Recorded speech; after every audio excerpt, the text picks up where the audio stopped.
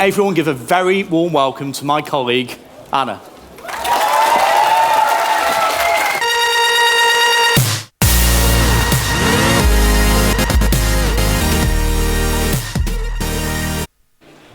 Nuclear semiotics. Nuclear semiotics. Now those two words sound like equations on a blackboard, so I will ease you into it with a story about lunch. Picture this. You're standing in front of the fridge, feeling hungry, but not really seeing anything that strikes your fancy, until you spot a brown paper bag towards the back of the fridge. It's got a post-it on it with some handwriting you don't recognize and in a language you don't understand, but finders keepers, so you grab it anyway. You look inside and you realize it's not food, but you're not quite sure what it is. You don't get a lot of time to think about it either. You're hit by a wave of nausea and your head starts to ache. Your skin feels itchy and you're starting to wonder if maybe you're allergic to whatever is in the bag, especially when the skin on your hands breaks out in irritating hives, and then in painful blisters, and then in giant throbbing ulcers. You're thinking, something is wrong. What happens next is not something you can consciously think about, but you can feel it, and I can tell you about it. Your skin cells die, leaving pits and craters. Your chromosomes are torn apart and your DNA is destroyed. Your organs shut down one by one, and your limbs become flaccid sacs in which bone and muscle slosh around, not connected to each other anymore. Your body is no longer a working vessel. It's a torture cell that you can't escape without dying. And then you die. A grim tale? Absolutely, but not one I've made up. This is what ionizing radiation does to the human body. We've seen it happen before, during Chernobyl and other nuclear catastrophes, and that's just for the unlucky few who suffered direct exposure. Thousands of others suffered anemia, terminated pregnancies, and thyroid cancer. Radioactive material is lethal, and yet, we keep producing it. Obviously, we're trying to be careful about it. We keep it very far away from where people live, where it can't do much harm, or we store it very close to them, where they're forced to keep an eye on it. We've got fences, armed guards, lead doors, and zinc barrels. And we've got signs. Signs that warn you of contamination. Signs that tell you not to linger. Signs that explain the consequences. Very sad one, this one. I know. Don't get torn out of the family picture. Signs that tell you not to go any further. Signs that threaten you.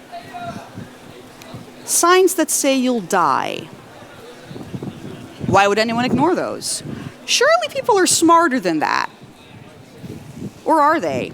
And if they are, will they stay that way?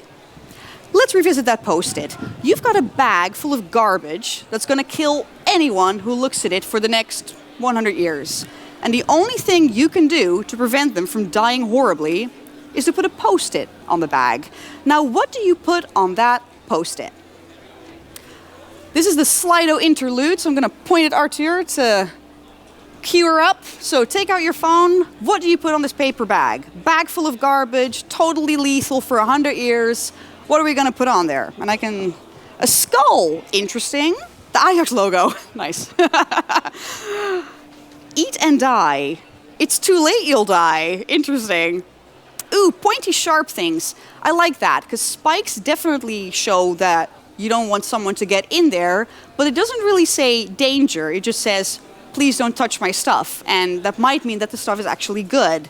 A donut, seems like someone's trying to get some murder going here. Fair enough. Nuclear logo, is that still going to be the same? Poisonous snakes. Interesting. Oh, a Red Cross. I like that because the Red Cross is also the symbol of an organization well known for handing out food. So might be a bit of a mixed message that we're sending. We can go back to the presentation. Thanks. So as you can see, it's not easy. This keeps happening. It's not easy to come up with the perfect warning sign. And when we look at the world around us, warning signs don't always have the power that we want them to have either. When children see this, they think it's candy. especially because they don't understand what this means. When rowdy teenagers see this on a fence, it's a fun challenge. And when you're using someone else's laptop and you spot this folder, you know that what you're going to find inside is going to be anything but boring. People ignore warning signs. And while our little post-it discussion just now was a fun thought experiment, it's a thought experiment we've been carrying out on a much greater scale for decades. In 1981, the US Department of Energy deputized a diverse group of scientists to consider this problem. The big question: how do we keep future generations from stumbling across our nuclear waste repositories or even disturbing them on purpose? This committee was called the Human Interference Task Force, and together they founded the field of nuclear semiotics. Semiotics already existed as a field that studied signs and symbols. Scientists and philosophers had already been considering how we can refer to the world around us using words and pictures. This field now got a radioactive update and started to develop signs of nuclear danger. Now, they came out with a very detailed report, but no one measure was chosen, let alone implemented. Their current plan is to devise a solution by 2028, so they've got about 9 years left. And you might be wondering, if the people we're supposed to be warning are so different from us that they don't even communicate in the same way that we do, then why should we care about them? Fair. And in response, I could talk about responsibility or the golden rule or that it's our garbage, so our fault. But what it comes down to is this: because it's exciting, because it's difficult, and because it bends your brain, like it did to the task force. Now, in a bit, I'm going to tell you about a few of the solutions that the task force came up with, but first we're going to brainstorm together. You're all deputized into the task force now, because we all love to be part of a task force. Makes it sound like you're walking away from explosions all the time. In order to test the quality of a potential solution, we're going to have some guidelines. Now, the task force came up with 3 requirements that a long-time nuclear waste warning message needs to have. The first one should be appearing soon. Yep, that it's a message at all and not entertainment or art. That dangerous material is stored in a given location and that it isn't food and that it isn't somewhere else. And then lastly, information about the type of dangerous substance. Now this one's important because a lot of dangerous things on this earth are only dangerous if you eat them or you touch them, whereas with this one, if you stand in the same room, you're already in a tough spot. Now telling someone exactly where something is and how dangerous it is can be risky. People might be more interested because you're telling them to stay away. Like all of you guys showing up to a talk with a title that explicitly told you to avoid it. Oh, there we go. I know. This is part of the show. It's entertainment. In case you're not interested in the topic, then we've got this going on. Totally lost my train of thought. No, we're not done. Oh my gosh, what was the last thing I said? Can someone help me out? The name of the title. The what? Oh, of course, yes, of course. The title. Thank you very much. The title of my little talk, Avoid This Talk, all of you guys showed up anyway. Great. Oh my gosh, I've totally lost my train of thought, and I don't have my presenter notes here either, which is unfortunate. My gosh, terrible. Well, we're just going to get to it. What I think is the best bet that we've got in order to create a good warning is to make something really bland or really disgusting. We like complicated things and secret things, but nobody likes to be bored or disgusted. Imagine this. You've got a colleague with a cold who leaves a used tissue out on their desk. Do you look at that tissue and think, gee, I wonder what's going to happen when I touch that tissue? No. You think, ew. And when your boss drops a 300-page report in your inbox, you don't think, my gosh, I wonder if there's going to be a big surprise on the final page. No, you think, ugh. And when it comes to nuclear waste, ugh and ew are our best friends. We don't have to be coy about it either. We shouldn't be treating nuclear waste like some deadly secret. Picture a display in the style of Body Worlds. Now pictured behind me. A visual display showing the effects of radiation on the human body that gets grimmer and grimmer the closer people get to the actual waste. But then you only need one person to push through. Only one person who looks at someone with their skin melting off and thinks, as if. Like archaeologists did when they came to the pyramids covered in messages of doom and gloom. Or like you do when you find lunch in the fridge that doesn't belong to you and that says, super spicy, do not eat on it. Our downfall might just be that we always think we know better. So, I'd like to hear from you. We're looking for a way to communicate the dangers of nuclear waste that's either really boring or really disgusting, or maybe you've got a different idea altogether. You guys are all task force members, so you get to have input too. We're going to go back to Slido, so take out your phone and let's see what kind of things we can come up with. So nuclear waste, how do we warn people? Either in a boring way, disgusting way, or maybe IOX again, let's see. A dirty dildo, great, perfect, good start. Images! A high-pitched sound, that's a very interesting one, and a very famous proposal actually. Scared face advertisement on Tinder. Nice, swipe right if you don't want to die of radiation poisoning, good. Try this and die. Incentive to move the opposite direction. Positive reinforcement. I like that. So instead of keeping people away, just sending them somewhere else. Trump's face. Not quite sure if that's going to hold up for 20,000 years, but I appreciate the political input. Let's see, what else we got? Kim Kardashian's crying face. A lot of meme information going on. You guys know that memes last like 24 hours these days, right? Okay, we got it. Awesome. We can turn it off again. Thanks. Great suggestions altogether. Now let's look at some more examples and we can see how your ideas hold up against those of politicians and professors. Now there's ray cats, my favorite, or radioactive cats.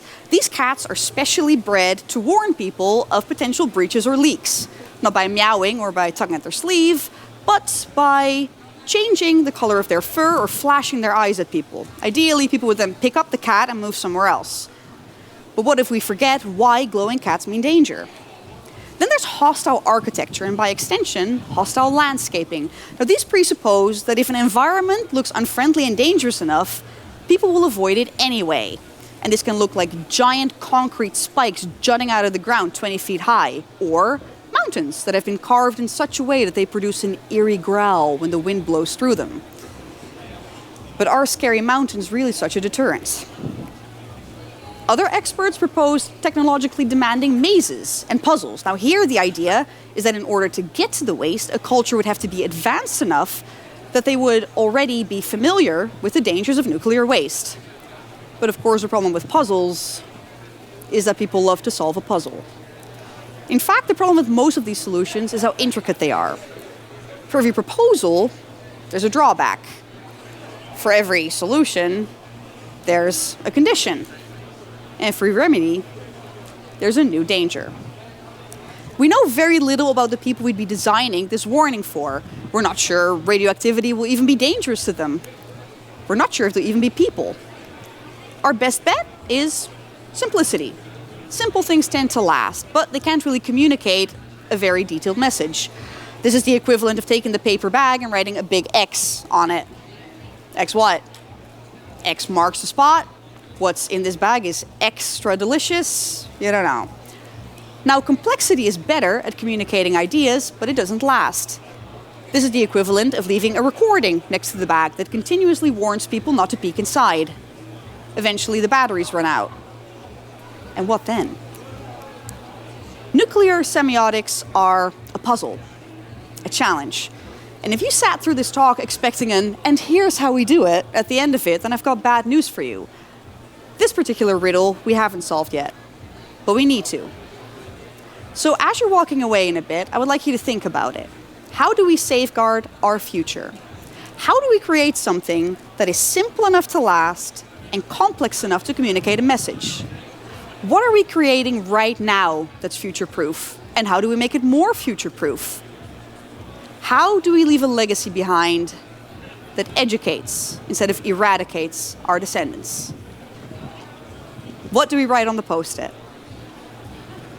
Thank you. Everyone, show your appreciation.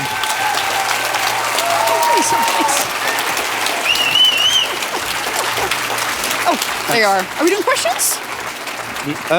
Yeah, do you know what? We're going to do one question. We don't. Sure. We do have one question because I'm inspired by what you're wearing. Oh, okay, of course. If nuclear waste is a problem, why do we keep it on Earth? Why don't we just shoot it into space? Nice. Has been suggested before. That's kind of the mindset that has created islands of plastic in the ocean everywhere, because out of sight is not really out of mind. Okay. Plus, we're not quite sure. Right now we live on Earth, but where are we going to be 5,000 years from now? Would suck to then be on a planet that's full of acute radiation poisoning. Yeah, brilliant. Thank you very much. Thanks. Thanks, everyone. Wel för Anne.